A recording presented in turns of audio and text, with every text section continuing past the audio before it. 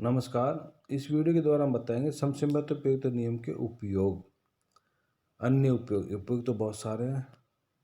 क्या क्या उपयोग है इस नियम इसके बारे में बताएंगे। पहला है समय का उपयोग। समसीमांत उपयोगिता नियम मुद्रा के अलावा समय के उपयोग पर भी लागू होता है।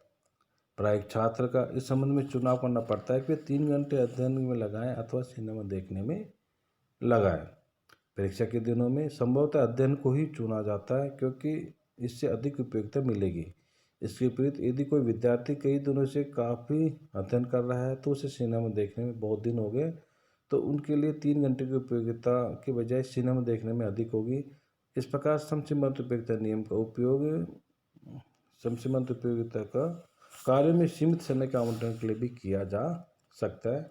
दूसरा है इसका परिसंपत्तियों का विभाजन। मान लीजिए कि एक व्यक्ति के पास कुल परिसंपत्तियां 1 करोड़ रुपए की हैं। परिसंपत्तियों में नगद राशि, बैंक जमा, शेयर में लगी धनराशि, भवन, आभूषण आदि आते हैं। एक व्यक्ति को यह निश्चित करना होता है कि वह अपनी कुल संपत्ति को इन विभिन्न रूपों में किस प्रकार से विभाजित करे ताकि उसको सर्वाधिक लाभ मिले। इस संबंध में भी समसीमांत उपयोगिता नियम काफ़ी मदद करेगा। यदि उपभोक्ता को यह महसूस हो कि उसके पास नकद राशि थोड़ी ज़्यादा और शेयरों में लगी राशि थोड़ी कम है, तो उसे नकद राशि कम करके अधिक मात्रा में शेयर खरीदने चाहिए। शेयरों की लगी राशि थोड़ी कम है तो उसे नकद राशि कम करके अधिक मात्रा में शेयर खरीदने चाहिए। उपभोक्ता उस समय संतुलन में होता है जबकि उसके लिए परिसंपत्ति में लगाए गए अंतिम रुपये की सीमांत उपयोगिता बराबर या लगभग बराबर हो जाए। तब तक उसके लिए एक प्रकार की परिसंपत्ति के लिए दूसरे प्रकार की परिसंपत्ति का प्रतिस्थापन अधिक उपयोगी या लाभदायक होगा। यहाँ भी प्रवृत्ति पर भी विशेष रूप से ध्यान देने की आवश्यकता है। गणित की दृष्टि से एक रुपये का हिसाब लगाना संभवतः कठिन होता है। नंबर 3, सभी साधनों पर सिद्धांत का उपयोग।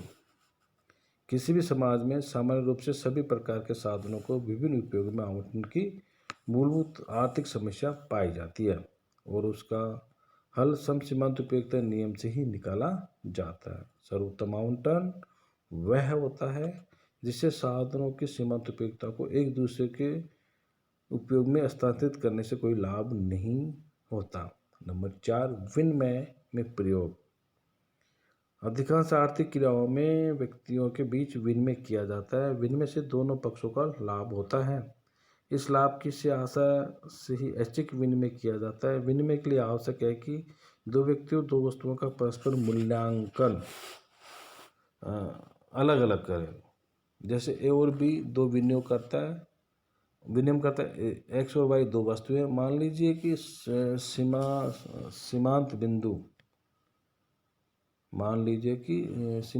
पर विनिमय से पूर्व ए के लिए 1 इकाई एक्स की इकाई, 2 इकाई वाई के लिए, बी के लिए 1 इकाई एक्स बराबर 2/3 इकाई है। वाई के लिए दोनों के बीच विनिमय होगा। ए व्यक्ति वाई देकर बी व्यक्ति एक्स देकर लेना चाहेगा, बी भी एक्स देकर वाई से लेना चाहेगा। इस प्रकार विनिमय में दोनों पक्षों को लाभ होगा। यदि विनिमय के से पूर्व ए के लिए 1 इकाई एक्स 1 इकाई वाई के बराबर होता है, दोनों का अनुपात बराबर होगा तो उनसे लाभ नहीं होगा। तो नियम के बहुत सारे यूज है समसीमांत उपयोगिता नियम के, और प्राय ये पुस्तकों में यह कथन देखने को मिलता है कि समसीमांत उपयोगिता नियम अर्थशास्त्र के उपभोग, उत्पत्ति, विनिमय व वितरण सभी क्षेत्रों में लागू ये नियम होता है। लेकिन ये कथन सही नहीं है क्योंकि जो नियम इन सभी क्षेत्रों में लागू होता है वह तो प्रतिस्थापन का नियम है, लॉ ऑफ सब्स्टिट्यूशन कहलाता है। जब प्रतिस्थापन का नियम उपभोग में लागू होता है तो तब इसे समसीमांत उपयोगिता नियम कहकर पुकारते हैं।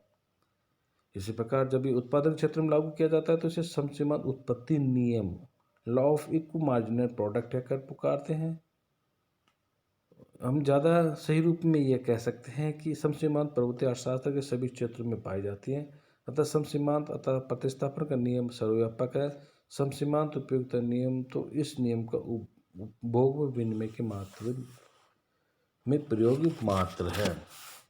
तो जो सभी क्षेत्र में लागू होता है उपभोग उत्पत्ति नियम, उसको प्रतिस्थापन का नियम कहते हैं, लॉ ऑफ सब्स्टिट्यूट कहते हैं। और जो उपभोग में लागू होता है उसको कहते हैं समसीमांत उपयोगिता नियम।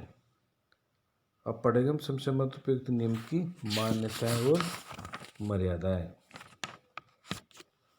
जो हम इसको अगले वीडियो में देखेंगे। नमस्कार।